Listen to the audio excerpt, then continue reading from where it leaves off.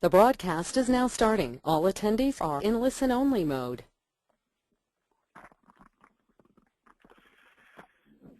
Então, bem-vindos a este webinar da i4Pharma, os caminhos do acesso, estratégias inovadoras para o acesso ao mercado no Brasil.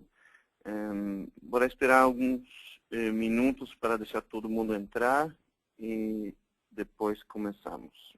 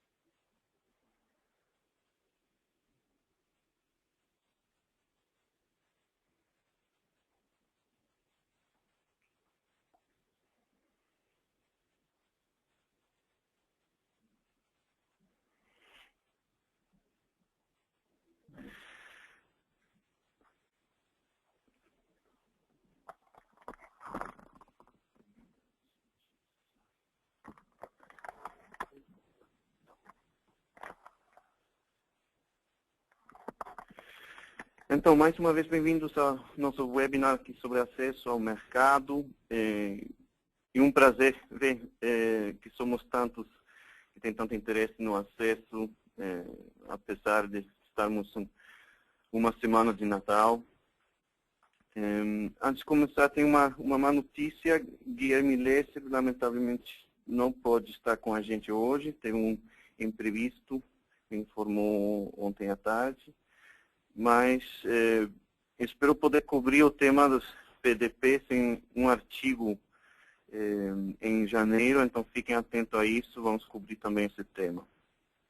De qualquer forma, temos dois panelistas e excelentes apresentações e discussões que hoje eu não vou ocupar muito mais do seu tempo, que vamos começando com as duas apresentações que tocam aspectos diferentes do acesso ao mercado, né? Em anos recentes, o tema de risco compartilhado tem surgido nas conversas, nas agendas das empresas, inspirado pelos acordos desse tipo na Europa.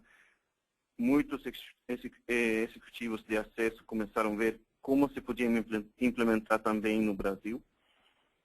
Porém, eu acho que encontraram que os acordos não eram tão fáceis de implementar no contexto brasileiro. E no último congresso da i4Pharma, em março deste ano, ouvimos como esses acordos fracassaram, basicamente, e que o ambiente jurídico complicava a implementação.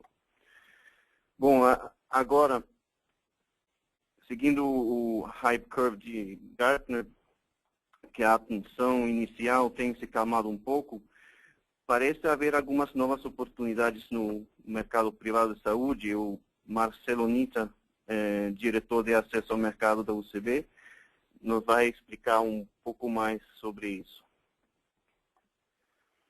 Também vamos olhar o acesso ao mercado público através da Conitec, Incorporação no SUS, e Gabriela Tanushva, a presidente da ISPOR Brasil, vai apresentar alguns dos insights do último ISPOR Brasil, que aconteceu a semana passada em Brasília, e vai mostrar um pouco para onde vai o acesso em 2015.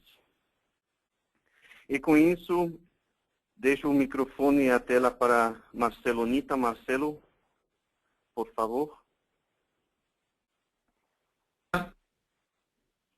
Bom dia. Bom dia a todos. Espero que vocês estejam me ouvindo bem. Antes de mais nada, eu gostaria de agradecer ao Magnus pela oportunidade de vir discutir esse tema aqui com vocês e junto com a Gabriela. A ideia é que eu apresente algumas ideias a respeito de acordos de risco compartilhado, alguns conceitos, alguns exemplos e, eventualmente, a sua aplicabilidade para o Brasil. Essas estratégias de risco compartilhado, elas tiveram uma grande motivação devido ao crescente aumento de custos em toda a cadeia dos sistemas, em todos os sistemas de saúde, né? Então, a redução por custo da demanda, seja por redução mandatória do preço, como é o caso do preço máximo de venda do governo, a vinda de genéricos, ou então remoção do custo do pagador, seja, por exemplo, por reembolso de parte da bula. Isso é um fato muito frequente na nossa realidade. O advento da Conitec, o uso das decisões da Conitec, questionadamente pela ANS, inclusive, tem tido um impacto considerável.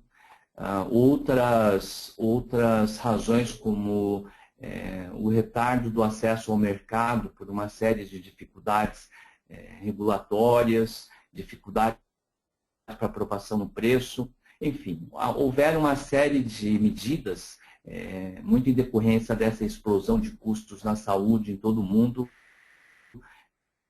O Brasil não ficou fora dessa situação. E dentro desse cenário, surgiu os acordos de risco compartilhado, particularmente na Europa, como na Inglaterra, na Suécia, na Alemanha, Itália, mesmo na Espanha. Em vários países europeus surgiram inúmeros casos de modelos de risco compartilhado, buscando então alternativas que na realidade pudessem permitir uma discussão mais apropriada a respeito da incorporação dessas novas tecnologias, né?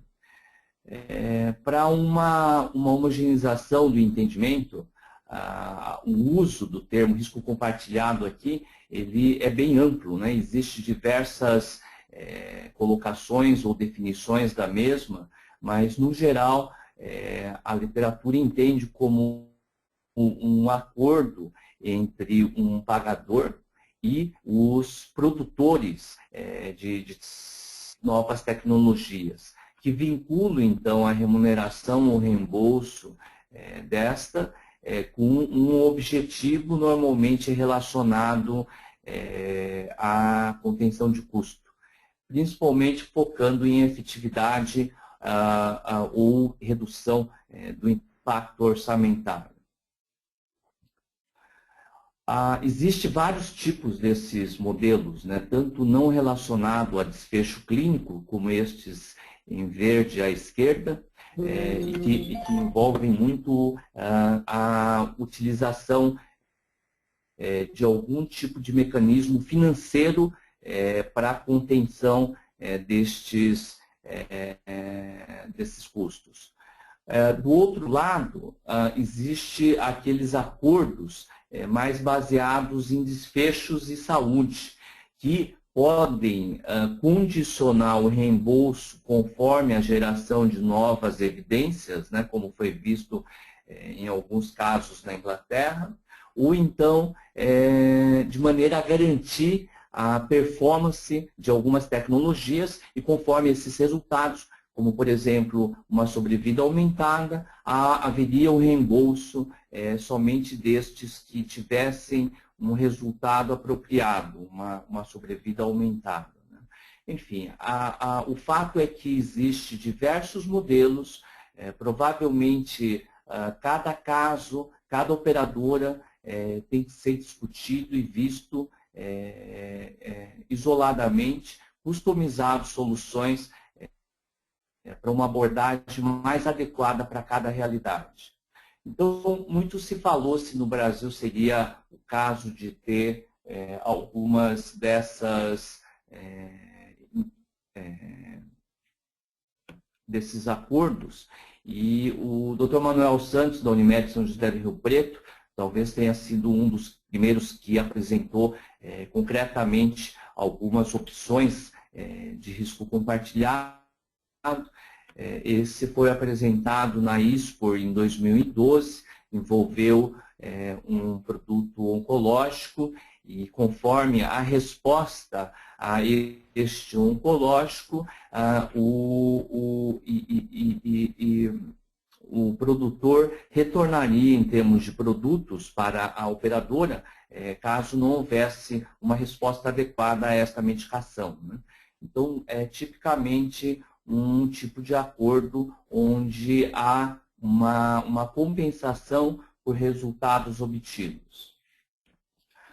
Então, qual seria a grande motivação para a busca desses acordos? Na realidade, os custos crescentes soam como uma grande razão, mas provavelmente o que nós estamos lidando aqui são principalmente as incertezas, porque uma vez que muitos desses pagadores estão bancando essas tecnologias de alto custo, há uma cobrança, há uma necessidade por parte de todos de comprovação de que esses resultados são realmente aquilo que os resultados dos estudos clínicos apresentados, né?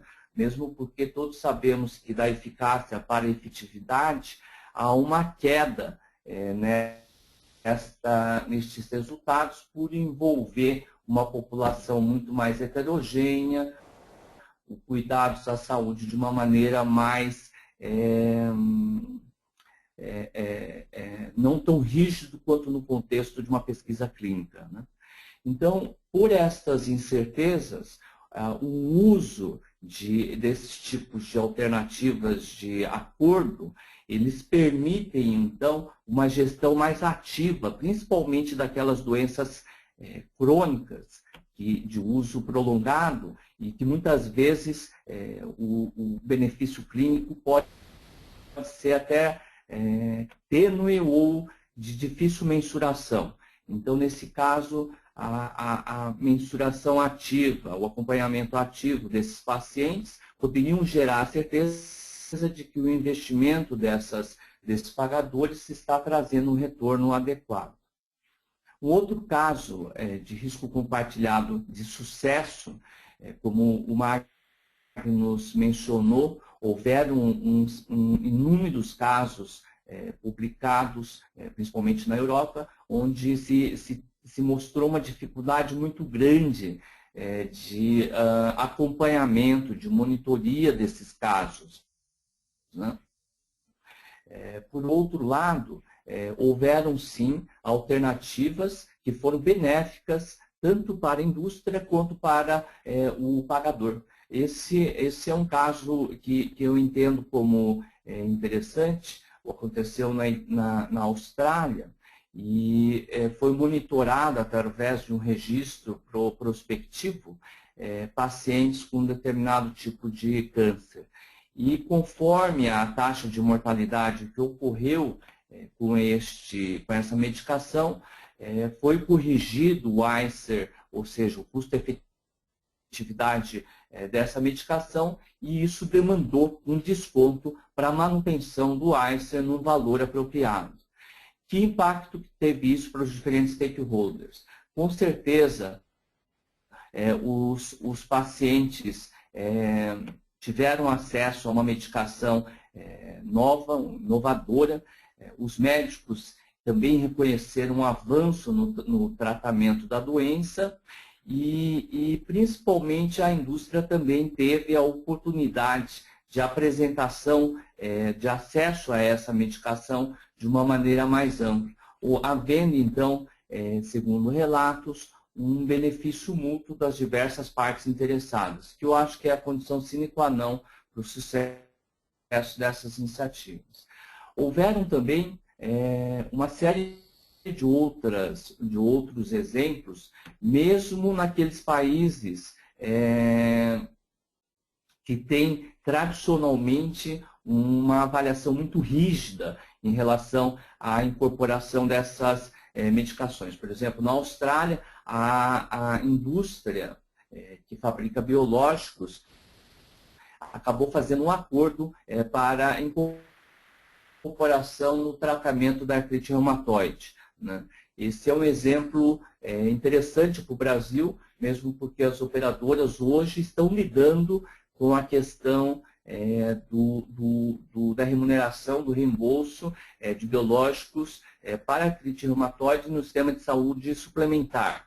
E a busca, a procura de acordos desta natureza pode fazer uma melhor gestão tanto desses pacientes, com uma melhora clínica, um melhor uso, uma melhor aderência a essas medicações, mesmo porque alguns deles são de uso ambulatorial, bem como é possível fazer um acompanhamento da melhoria clínica pelo médico desses pacientes, né? Então, há inúmeras iniciativas que podem criar essa expectativa positiva em relação ao uso do risco compartilhado. No capítulo que o Dr. Stephen Stefani, do Rio Grande do Sul, escreveu sobre essa questão, no livro de ATS, ele menciona que provavelmente depois de uma avaliação tanto da parte clínica quanto da parte econômica, poderia se considerar uma série de alternativas que pudessem trazer algum tipo de benefício para as operadoras. Isso deveria seguir um determinado fluxo, um acompanhamento contínuo dessa tecnologia incorporada e, com isso, permitir o acesso de uma maneira mais controlada. Na realidade, provavelmente o nosso grande objetivo dentro desses programas é justamente buscar a eficácia obtida nos estudos clínicos no mundo real, né? Maximizando o impacto dos gastos que teríamos com essas novas tecnologias. Mas também nós vamos obter, provavelmente, centros de gerenciamento de doentes crônicos com uma estrutura muito mais refinada, muito mais capacitada e, inclusive, buscar a aderência muito mais alta de pacientes de uso de medicamentos ou de tecnologias de uso ambulatorial, otimizando, então, o uso de recursos. Essa série de objetivos ela pode ser atingida, por exemplo, com o pagamento por resultado, onde, por exemplo, estornos do produto podem ser usados como uma maneira de compensação. Há uma necessidade para obter esses resultados de uma estrutura e capacitação de centros integrais de gerenciamento de doentes crônicos, né? Provavelmente, como há diversas partes, o médico, as clínicas, as operadoras e a própria indústria, uma auditoria adequada desses dados realmente é importante e um ponto relevante é procurar trazer essa inovação, mas sem disrupção, ou seja, alavancar as estruturas existentes, mas procurando agregar valor ao sistema atual. Eu acredito que a busca dessas diversas características possibilitaria atingir esses objetivos com maior compromisso com o sistema de saúde suplementar. Mesmo nos países onde a grande questão está relacionada com dificuldade orçamentária, há espaço para acordos inovadores. Isso aconteceu, por exemplo, na Itália, onde a Roche fez um acordo com o preço do Avastin, com um determinado teto que fixava, então, um valor. Na Polônia, a Abbott fez um acordo do Synagis, que foi reembolsado apenas por um determinado período quando foi coletado dados e comprovado o seu benefício. E mesmo na Itália, novamente, a Bayer fez um acordo de Nexavar, onde o mesmo era pago nos seus primeiros meses de tratamento e só se continuava esse pagamento naqueles que respondiam, né?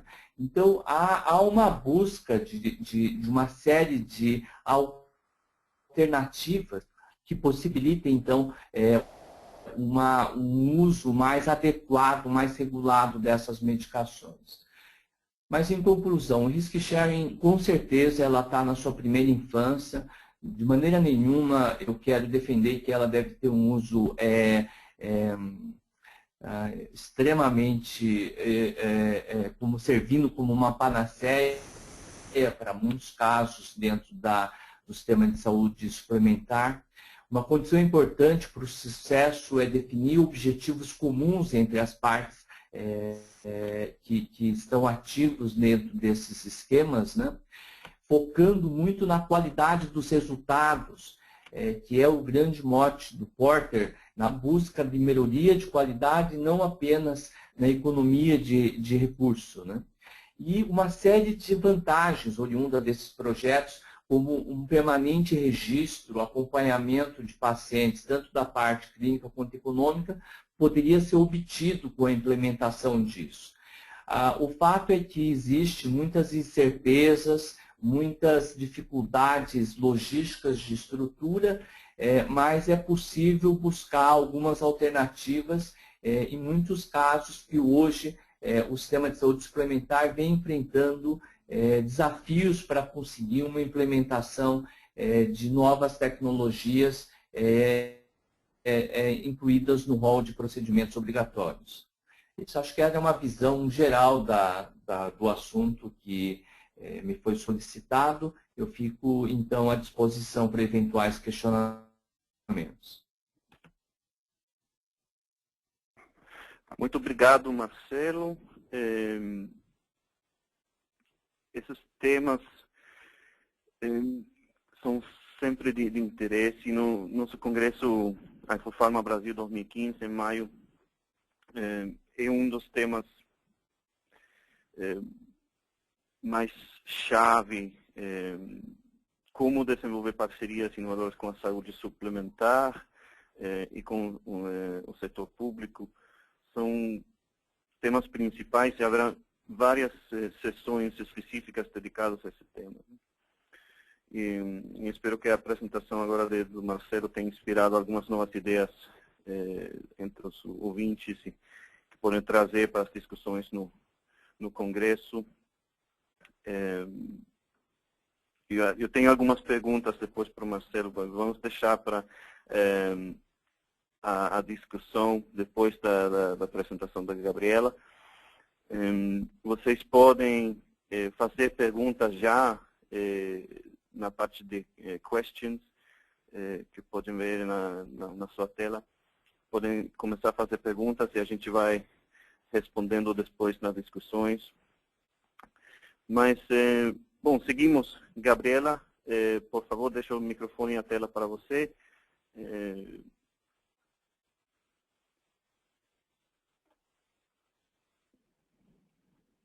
Gabriela, por favor. Alô? Agora sim. Olá, bom dia a todos. Agradeço também o convite feito pela IFOPharma para a gente ter essa oportunidade de dividir um pouco com os colegas sobre o assunto. Agradeço a todos vocês que estão aqui na quase véspera do Natal, com tanta paciência, logo cedo participando desse seminário. E quando surgiu esse convite, o que eu achei interessante é procurar dividir com vocês a parte dos tipos de estratégia, como o Marcelo abordou, como o Guilherme abordaria também, porque está dentro das funções que eles atualmente exercem nas empresas às quais eles trabalham. Mas eu queria aproveitar a oportunidade, falando de estratégias inovadoras, de discutir um pouco com vocês e sugerir algumas ideias, algumas coisas, com o que está por trás da estratégia. que é a elaboração e a análise do mercado e do produto, que a gente, em combinação, a partir desta combinação de avaliações, a gente vai descobrir quais são as propostas de valores, quais são as necessidades reais que o mercado local apresenta, porque por algumas vezes eu posso ter algumas ofertas do produto ao qual eu estou trabalhando que são muito interessantes, são muito importantes para atender necessidades de outros mercados, porém, na hora que a gente vai avaliar a dinâmica do mercado local, talvez elas não sejam tão adequadas e seja necessário que se repense ou que se produza novas estratégias, novas propostas de valor, para que essas propostas podem embasar qualquer tipo de acordo de risco compartilhado, ou de acordo de coleta de dados, ou acordo comercial, que as empresas venham a fazer. Foi muito interessante, durante o nosso congresso aí da ISPO, nos dias 3 e 4 de dezembro, onde a gente já está fechando algumas estatísticas, mais de 280 participantes, a gente teve quase 60% da participação eram gestores da área pública, da área privada. Tivemos também a participação bem interessante da academia e, obviamente, dos nossos colegas das empresas fabricantes, que também têm interesse em desenvolver o seu trabalho e melhorar a sua interação com o mercado. Então, foi um evento que teve uma participação bastante interessante em termos do mix que nós tivemos de participantes. E justamente a discussão foi sobre as novas fronteiras de ATS aqui no Brasil, porque a gente já não está mais discutindo o como vamos fazer ou o que vamos fazer. Nós estamos, na verdade, no momento de como fazer melhor, como melhorar a interação entre pagadores, como aumentar o acesso, como melhorar o acesso, como o paciente pode participar dessa nova realidade. E dentro disso, eu gostaria de aproveitar esses momentos aqui para abordar com vocês, da sua perspectiva de estratégia de acesso, de como melhorar o acesso, alguns dados interessantes que saíram desses nossos 2 dias de discussão. As apresentações feitas durante o evento da ISPOR, se já não estarão dentro em breve, a gente só está fazendo o gerenciamento das permissões, obviamente. As apresentações feitas terão, em quase toda a maioria, um ou outro autor que por alguma questão não pôde disponibilizar, mas aquelas de mais interesse nós obtivemos a permissão e vocês poderão entrar no site da isporbrasil.com.br e vocês poderão acessar a todas as apresentações. Eu acho que um tema que interessa muito e que afeta muito a questão de acesso é a atuação da Conitec, ultimamente, nos últimos 3 anos, obviamente, desde que ela começou. Me desculpe pelo uso errado da palavra. E foi feito um balanço sobre as atividades da Conitec desde a sua criação e por que a Conitec hoje, mesmo a gente pensando em saúde suplementar, a ANS tem se valido da opinião e dos pareceres públicos que são gerados pelo DGITS, que é o departamento que dentro da Secretaria de Ciência e Tecnologia que produz os pareceres que depois vão para a Conitec fazer a votação. E eles têm se valido principalmente das revisões científicas realizadas e disponibilizadas depois no site da Conitec, também para fazer as suas discussões sobre o rol e outras decisões. A ANS está fechando o desenvolvimento de um grupo de ATS, de avaliação de tecnologias, dentro também da agência, mas até o momento tem se valido do expertise, do suporte dos colegas do governo, mesmo porque a ANS é um dos membros da Conitec, e a Conitec também, o Departamento de Ciência e Tecnologia, os departamentos lá pertinentes, têm assento ao rol. Então, existe, sim, uma interação muito grande, mesmo porque, independente do cenário de financiamento público ou privado, a parte científica e a necessidade primária do país, elas são as mesmas, independente da fonte pagadora. Obviamente que as questões de obrigatoriedades de cobertura e valores a serem reembolsados são diferentes nos dois mercados, mas as questões de eficácia, efetividade, entre outras, elas, segurança, tolerabilidade, eventos adversos, elas advêm da mesma literatura independente da fonte. Então, foi interessante também ouvir como que está sendo feito esse processo, as discussões realmente que a parte clínica tem tido um peso muito importante e mesmo com desenho de avaliações bem feitas, de avaliações econômicas, bem argumentadas, quando fica muito nítido que quando a informação científica é considerada escassa ou não adequada, na opinião que é feita e as recomendações feitas em relação à tecnologia. Uma questão interessante, que tem uma discussão muito grande aqui dentro de processo, é a questão de transparência das decisões e dos motivos das recomendações, e foi apresentado que, como a partir de um projeto futuro, um processo que começou esse ano e vai se estender e vai ser melhorado para os próximos anos.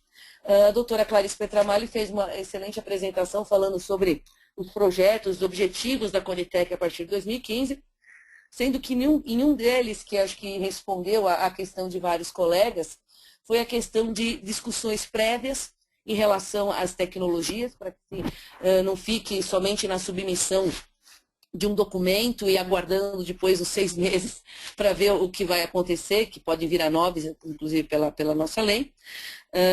E isso é um ponto muito importante, porque quando a gente fala, de novo, falando agora de estratégia de acesso, que está por trás da estratégia, a finalização de um documento, seja para o gestor público, decisor público ou privado, a gente precisa considerar muitos fatores dentro do planejamento de como este documento, como essa estratégia vai ser proposta para o nosso interlocutor, para a fonte pagadora. E com essas discussões de preparo, a gente ganha a oportunidade, as companhias, os proponentes, as sociedades médicas, hospitais, grupos, enfim, a nossa lei permite que todo mundo, que várias manifestações e várias fontes façam a submissão de projetos para avaliação da Conitec. Isso permite com que a gente possa melhorar o planejamento e o entendimento e, mais ainda, a discussão sobre quais são as prioridades de saúde e como as novas tecnologias se adequam a essa prioridade de saúde e quais são as disponibilidades ou o interesse que o programa que financia um determinado tratamento ou determinado gerenciamento de uma doença, como isso pode ser viabilizado, porque a gente fica, às vezes, muito preocupado com algum modelo certo, ou com um modelo mais moderno, ou que está sendo mais utilizado hoje no mundo, mas eu gostaria, se vocês me permitirem, de sugerir que sejam avaliados de uma forma um pouco mais ampla a questão de estratégia de acesso.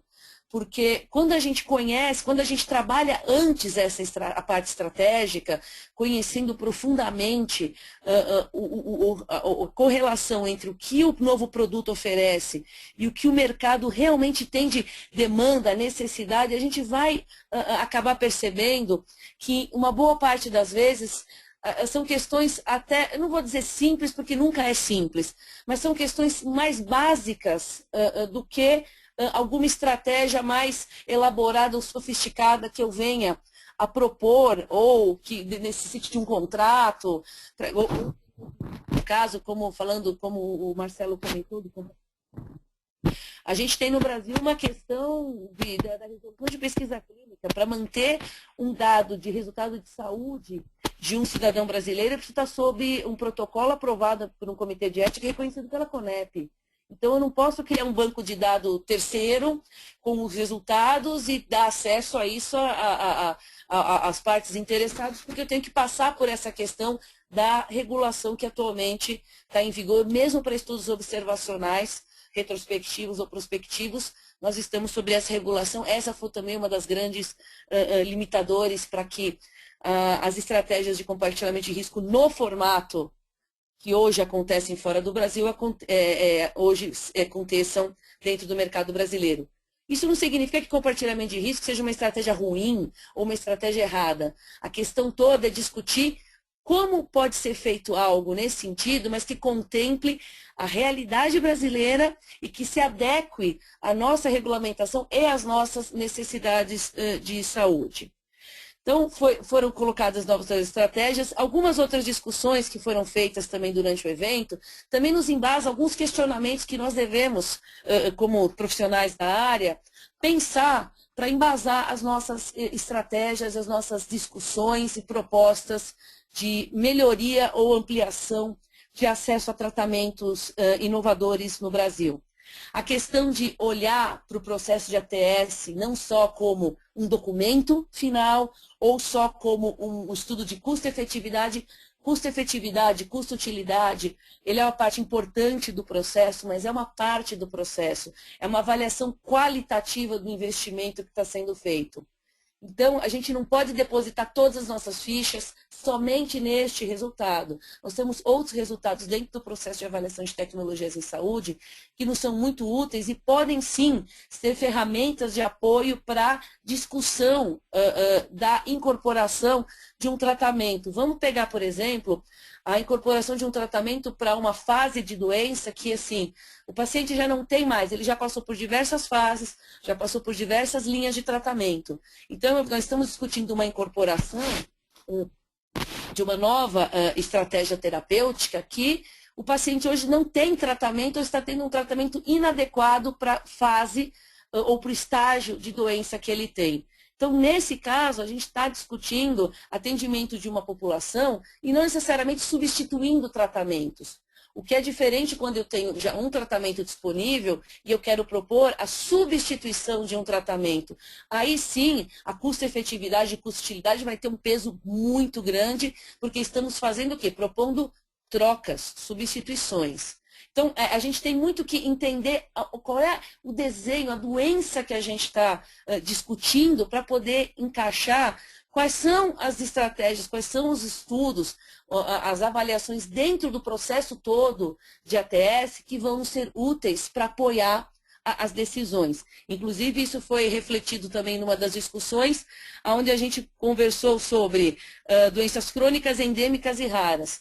Tudo bem, são todas doenças, porém nós temos formas diferentes, momentos e situações do paciente completamente diferentes, dependendo desses grupos que nós estamos lidando. Será que nós temos que avaliar e discutir todos eles sobre os mesmos parâmetros?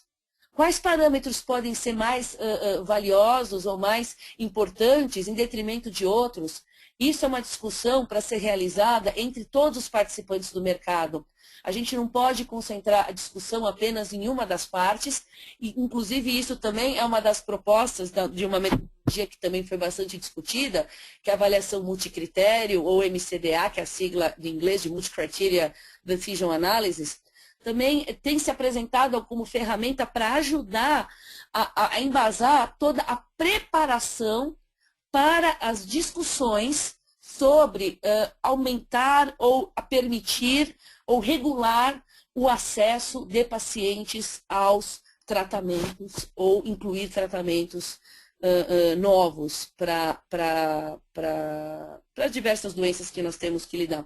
A questão também de quando o processo de ATS completo, quando a gente olha para o processo completo que vai, além do estudo econômico, avaliação de literatura, mas a avaliação do ambiente, da necessidade, do perfil do paciente brasileiro, isso é um ponto também importante. Nós temos uma séria dificuldade ainda de determinar perfis de doenças, a gente tem pouca literatura ou poucos trabalhos que nos ajudem, dependendo da doença, a gente praticamente não tem nada em relação a como os pacientes estão hoje sendo tratados no Brasil. Quando eu tenho um processo bem organizado, eu colaboro com a transparência, que é uma discussão constante sobre a questão do processo de transparência.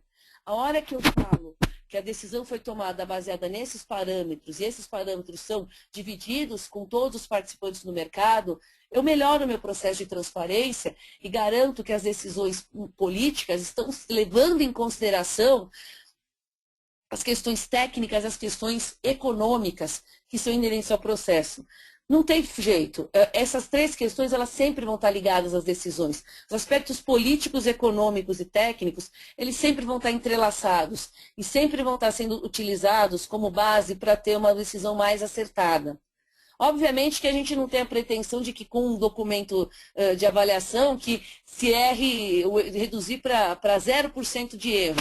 Porque os processos eles não tomam a decisão pelo gestor. Eles auxiliam o gestor para que ele tenha o máximo de informações possível para quando for tratar de discussões sobre aumento de acesso ou incorporação de novas tecnologias, para que ele tenha uma garantia de que ele está com a melhor informação disponível no momento. Esse é um outro ponto que eu gostaria de tocar. Não existe informação perfeita, não existe informação completa. A velocidade que a informação anda e acontece nesse nosso século, ela é muito acima do que a gente pode, no dia a dia, estar acompanhando. Então, a gente nunca está com todos os dados disponíveis, porque todos os dias são criados e são disponibilizados novos dados. O que a gente tem garantia é que se tomou os devidos cuidados para que o que foi possível até aquele momento ser rastreado, que seja disponibilizado de informação também. Para encerrar, para poder colocar mais coisas aí para vocês pensarem em relação a estratégias inovadoras em acesso, a gente fechou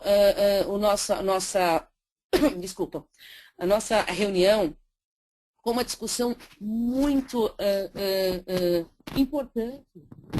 Nós não havíamos, nesse ponto de reunião, é sempre assim, a gente não tem tantos colegas fisicamente lá disponíveis, porém a discussão vai estar, como a gente falou, no ar. É a questão de como colocar o paciente no centro da decisão. Muito do que a gente está falando da estratégia de acesso passa por eu entender como esse paciente está sendo tratado hoje, qual é o acesso real que ele tem hoje aos tratamentos disponíveis e como este acesso está influenciando o seu tratamento. Porque eu posso ter lá o medicamento disponível numa lista ou com obrigatoriedade de ser coberto, mas o paciente pode estar tendo dificuldade, pode estar com dificuldade de locomoção ou de ter alguém que se locomova até o local. Eu posso ter a dificuldade de chegar no posto ou na secretaria e o medicamento não estar disponível para retirada, ou a dosagem que eu preciso não estar disponível. Então, a gente passa por uma série de coisas em relação a como o meu paciente está tendo acesso, como nossos pacientes estão tendo acesso a esse tratamento, que precisam ser consideradas em relação a todo o processo, a todas as estratégias ou propostas de acesso que sejam feitas entre fabricantes e fontes pagadoras. O entender também o como esse paciente está vivendo com esse tratamento também é um fator importante, porque eu posso estar investindo em estratégias inovadoras, mas que do ponto de vista do que acontece com o paciente, ele está sofrendo uma incapacidade gigantesca.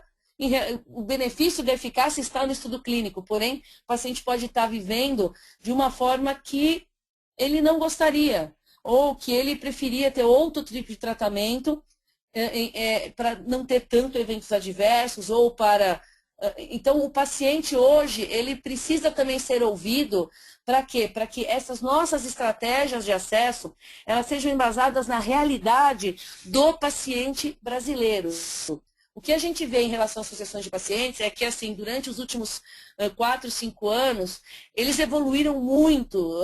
Os organizadores, os gestores dessas associações, eles perceberam que o papel do paciente não é somente protestar, porque sim, protestar, e eles protestam em nome de todos nós que, como eu sempre falo, fomos ou seremos pacientes, então é a defesa de todos nós. Mas existiu e foi interessante ver nesse fechamento o entendimento dessas entidades de que eles podem ser os agentes transformadores que podem trazer uma perspectiva para todo o mercado de como este paciente hoje vive o acesso ao seu tratamento e vive o desenrolar desse tratamento, que são elementos que podem colaborar enormemente na elaboração, na proposta, na elaboração, na composição das propostas de acesso para serem negociadas com as fontes pagadoras. Então, eu acho que o meu objetivo aqui era colocar ideias para os participantes, para que acessem as apresentações, investiguem a questão da composição da estratégia, antes de pensar, vou fazer um risk share, vou fazer um acordo comercial, vou fazer uma proposta de fazer um determinado serviço para a fonte pagadora. O convite é: conheça profundamente a realidade, conheça a inter-relação entre o que você traz e o mercado, crie propostas de valor adequadas para a necessidade local, para que o gestor, a hora que você estiver fazendo a sua proposta, sinta, veja refletida no que você está propondo as necessidades dele. Então, aí sim que a gente começa a ver, e tem casos, não vou citar aqui por questões, obviamente, de confidencialidade, mas a gente vê empresas com estratégias muito vitoriosas quando elas gastam um pequeno tempo na parte de avaliação, de preparação, de construção adequado para o país. Porque, gente, o governo tem uma agenda de saúde e a ANS tem as suas obrigatoriedades e os planos de saúde também têm características. O convite é: utilizem o conhecimento adquirido, acumulem conhecimento, analisem, sintetizem e, a partir disso, elaborem as suas estratégias para o mercado, enxergue realmente o diferencial, não só do seu produto, mas da proposta que a companhia traz. E que isso sirva como ponte entre o fabricante, o pagador, o regulador, para quê? Para que no final do dia o paciente se beneficie tendo o melhor tratamento disponível. Muito obrigado, gente. Bom dia. Perfeito. Muito obrigado, Gabriela. Vamos ir para a parte de discussão. Ainda temos alguns minutos. Só queria começar com uma pergunta agora para os ouvintes. Vamos ter uma pequena votação aqui.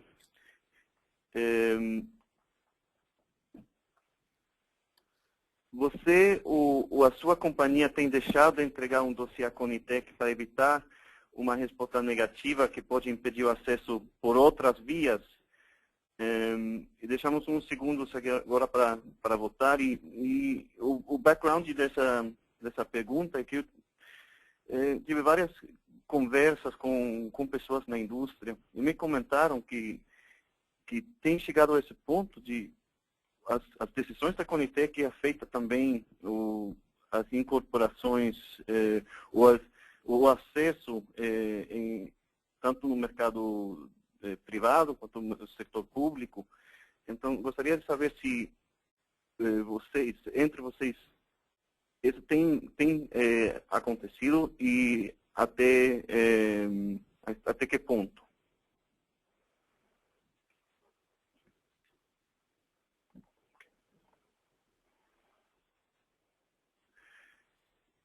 Na verdade, parece que sim, acontece isso,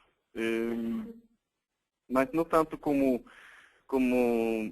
eu achava. Tem 31% que diz que não, e bastante pessoas que não sabem, então talvez não estão diretamente trabalhando com o assunto, né? Seria interessante com alguns comentários sobre isso, Gabriela e Marcelo. Gabriela, por favor.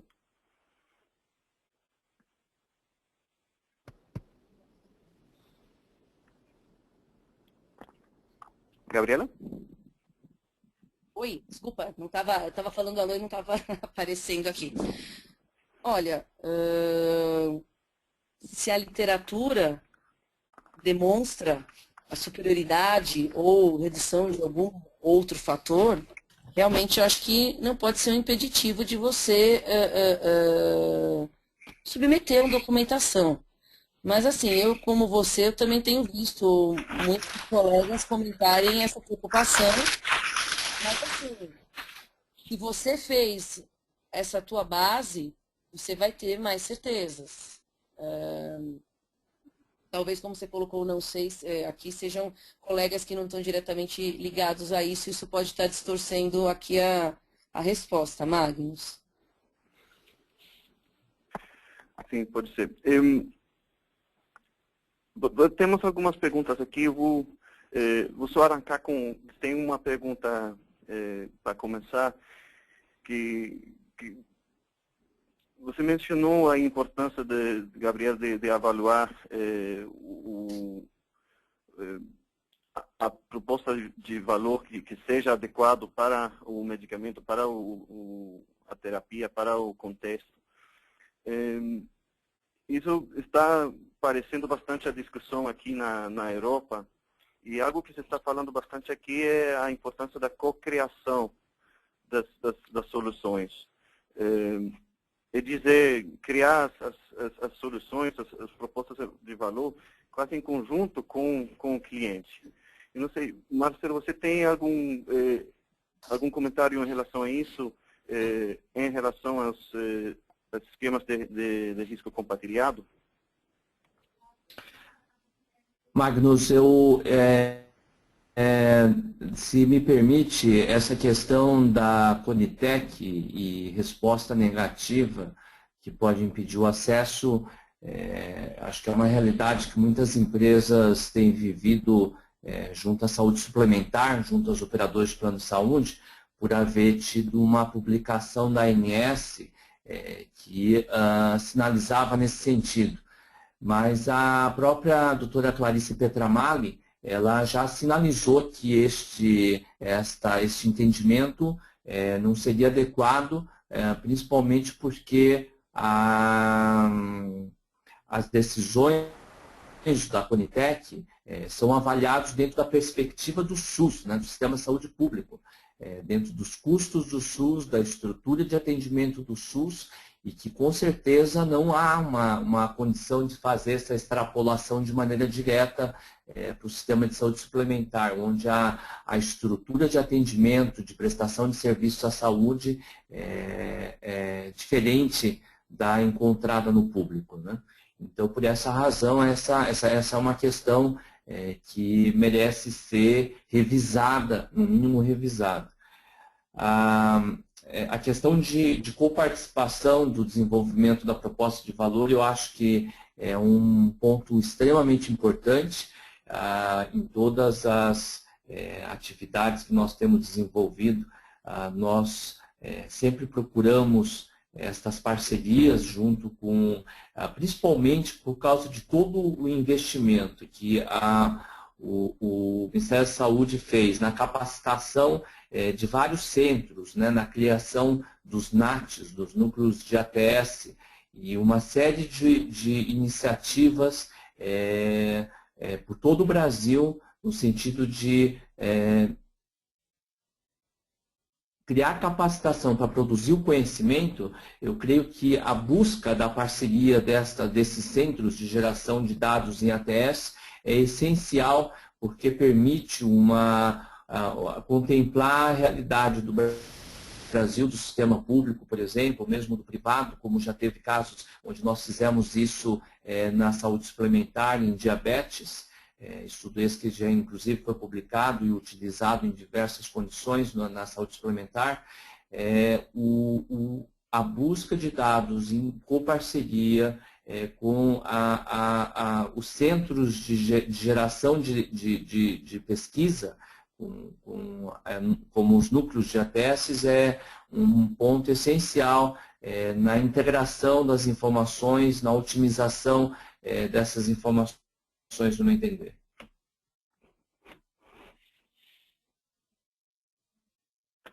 Muito obrigado, Marcelo. Temos algumas perguntas aqui dos ouvintes. Bora começar com sobre preços. Temos uma pergunta aqui. O Board Global da Pharma vem patrocinando a ideia de adoção de internal tiered pricing, preços diferenciados de acordo com o poder aquisitivo do paciente nos países. Melhorando a affordability. No caso do Brasil, há dúvida se esta prática seria ou não constitucional? Tem algum comentário? Marcelo? Não tenho condições de responder se isso seria constitucional ou não. Não saberia dizer.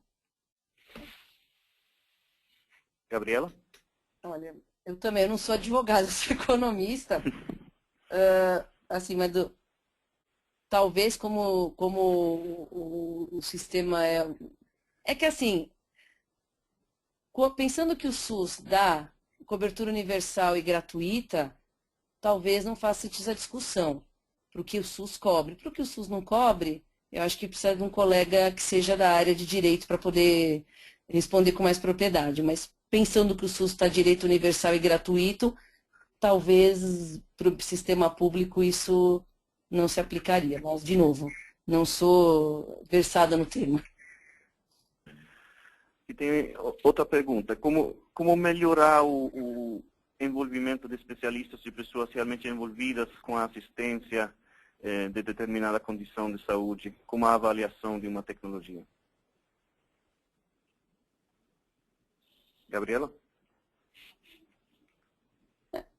Está havendo uma interação uma participação muito interessante ultimamente da sociedade médica, inclusive fazendo submissões e reuniões com a própria doutora Clarice, a AMB, que é a representante de todas as especialidades, é a fornecedora de dados de pleitos do rol para a ANS.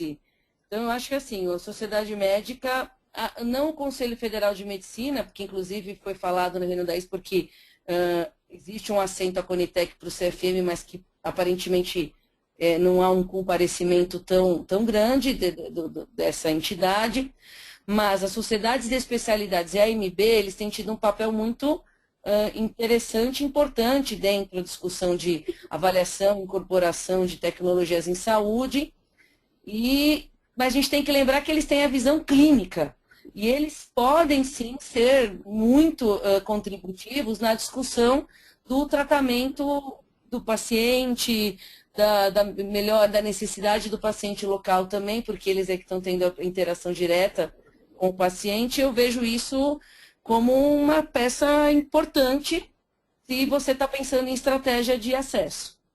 Tá? Entender e participar da discussão junto com os especialistas. Marcelo, algum comentário?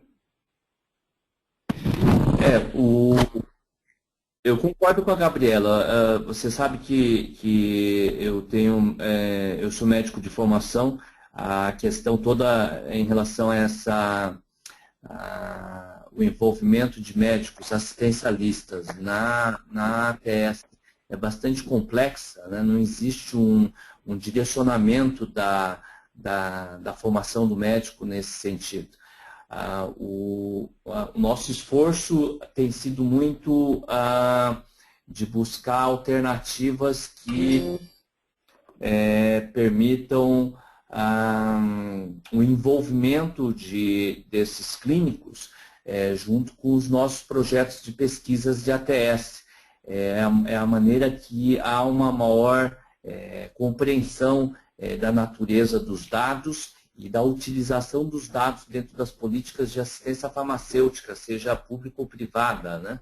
Mas, de fato, é um trabalho que eu entendo de mudança de cultura da classe médica e que não vai ocorrer de uma maneira imediata, né? A indústria tradicionalmente tem tido um papel muito importante na questão da educação médica, e creio que pode contribuir com parcerias também nesse sentido, de tentar ampliar esse conhecimento. Bom, o tempo não está acabando aqui. Eu tenho uma última pergunta e uma resposta muito rápida, basicamente sim ou não. Gabriela, o DataSUS é um banco de dados para modelagem de acesso um bom banco de dados para modelagem de acesso? É o que temos. Essa é a minha resposta. Marcelo? É o que temos. Sim, eu uso. Sim, eu uso. E uso bastante. Mesmo porque, né, Marcelo, é a base que o governo olha para tomar suas decisões e avaliar os seus gastos e coberturas. Então, é o dado que nós temos para utilizar do sistema público, porque é a mesma base que os gestores utilizam. Como toda base tem suas limitações, não existe base perfeita, mas é o que nós temos e o que devemos utilizar. Para ter alguma coisa melhor do que isso, é um trabalho bem grande.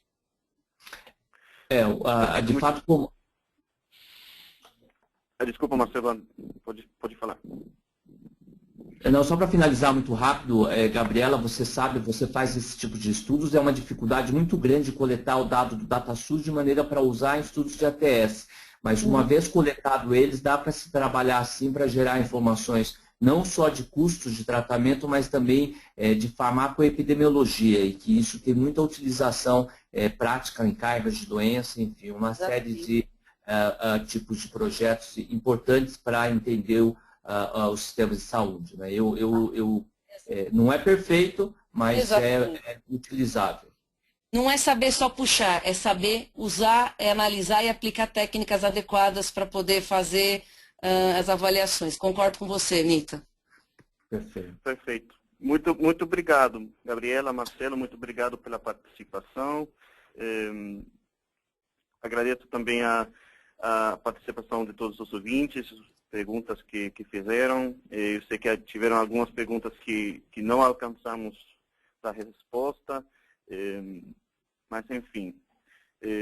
Espero ver-nos todos em maio em nosso congresso IFOPharma Brasil 2015, que acontecerá nos dias 26 e 27 de maio em São Paulo.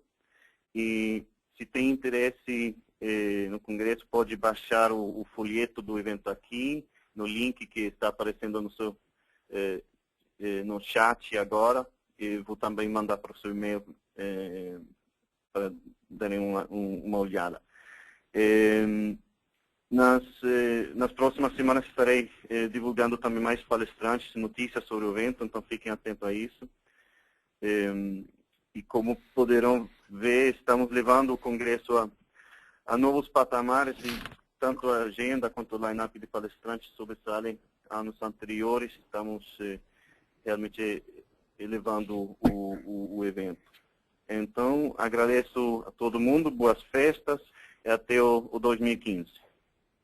Muito obrigado. Tchau, gente. Feliz Natal e Feliz Ano Novo para todos. Tchauzinho. Tchau, tchau. Um abraço para todos também.